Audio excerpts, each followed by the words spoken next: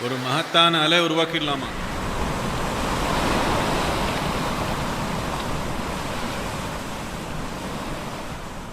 ஒரு பொண்ணு குழந்தை பெற்றுக்க வேண்டான்னு முடிவு பண்ணி அந்த பொண்ணுக்கு நான் விருது கொடுப்பேங்க. அந்த பொண்ணுக்காக நீங்கள் ஒரு வக்கீலாக அவங்க தரப்பில் நின்று எந்த மாதிரி வாதாடுவீங்க சத்குரு?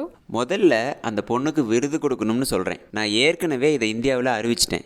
ஒரு இளம்பெண் குழந்தை பெற்றுக்க முடியும், இருந்தாலும் பெற்றுக்க வேண்டாம்னு முடிவெடுத்தாங்கன்னா அவங்களுக்கு நம்ம விருது கொடுத்து கௌரவிக்கணும். ஏன்னா இப்போ இருக்கிற சூழ்நிலைக்கு நீங்கள் செய்கிற மிகப்பெரிய சேவை இந்த உலகத்தோட ஜனத்தொகையை பெருக்காமல் இருக்கிறது தான், இல்லையா? சப்போஸ் நீங்கள் ஒரு புலியாக இருந்தீங்கன்னு வச்சுக்கோங்க, உங்களை தயவு செஞ்சு இனப்பெருக்கம் பண்ணுங்கன்னு கெஞ்சி கேட்டிருப்பேன். ஏன்னா புலிங்கிற இனமே அழிஞ்சிக்கிட்டு வருது. ஆனால் இங்கே பாருங்க, நம்ம அழிஞ்சு போகிற இனம் மாதிரியா தெரியுறோம்? எங்கே போனாலும் கூட்டம் நிரம்பி வலியுது.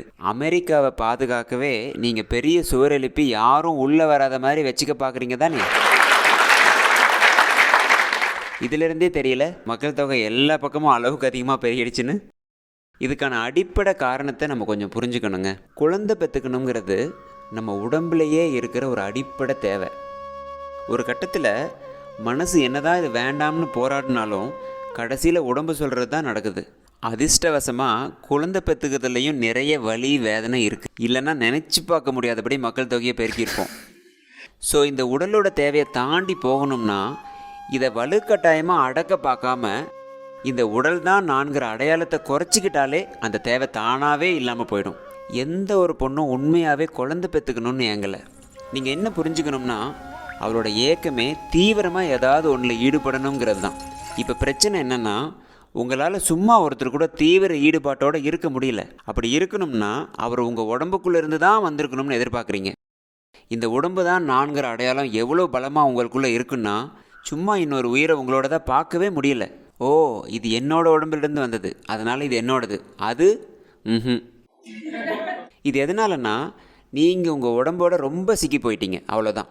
ஏன் அது உங்கள் உடம்புக்குள்ளே இருந்தே தான் வந்திருக்கணுமா? அவசியமே இல்லை. மனிதனால் இந்த உடம்பை தாண்டி பார்க்க முடியும். ஆனால் மற்ற மிருகங்களுக்கு அப்படி இல்லை. தன்னோட இனத்தை காப்பாற்றிக்க அதுங்களுக்கு இந்த சுபாவம் ரொம்ப அவசியம். ஆனால் இப்போ மனித இனம் அழியாமல் இருக்கணும்னா கொஞ்சமாவது மக்கள் தொகையை கட்டுப்படுத்தியே ஆகணும். 20ஆம் நூற்றாண்டு தொடக்கத்தில் 1910 நம்ம ஜனத்தொகை வெறும் 158 கோடியாக தான் இருந்துச்சு. ஆனால் இன்றைக்கி நம்ம 760 கோடியாக பெருகிட்டோம். 2050 நம்ம ஜனத்தொகை 1000 கோடியை தாண்டிடும்னு சொல்கிறாங்க. அப்படி தாண்டும் போது என்னால் இங்கே இருக்க முடியாது. உங்களுக்கு எப்படி? கொஞ்சம் நினச்சி பாருங்கள்.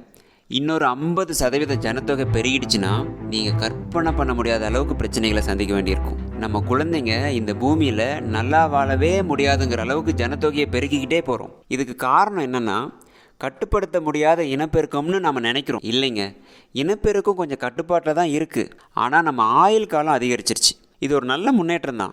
இந்தியாவில் பார்த்திங்கன்னா பிரிட்டிஷ் நம்ம நாட்டை விட்டு போனப்போ ஒரு இந்தியனோட சராசரி ஆயுள் காலம் வெறும் 28 வயசாக தான் இருந்துச்சு.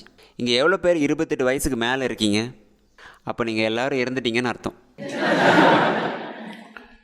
யோசிச்சு பாருங்கள், 28 வருஷம்தான். இன்றைக்கி அது 70 அதிகரிச்சிருக்கு. சுதந்திரம் அடைஞ்சு 70 வருஷத்தில் இது ஒரு மிகப்பெரிய சாதனை. ஸோ நம்ம இறப்பை இப்படி தள்ளி போடும்போது பிறப்பையும் கொஞ்சம் தள்ளி போடணுமா இல்லையா? இது ஒன்றும் பெரிய தத்துவம் இல்லைங்க, ஒரு சாதாரண கணக்கு தான். சரியா? நம்ம இறப்பை நாம் கையில் எடுத்துக்கும் போது பிறப்பையும் கொஞ்சம் கையில் எடுக்கணும் தானே?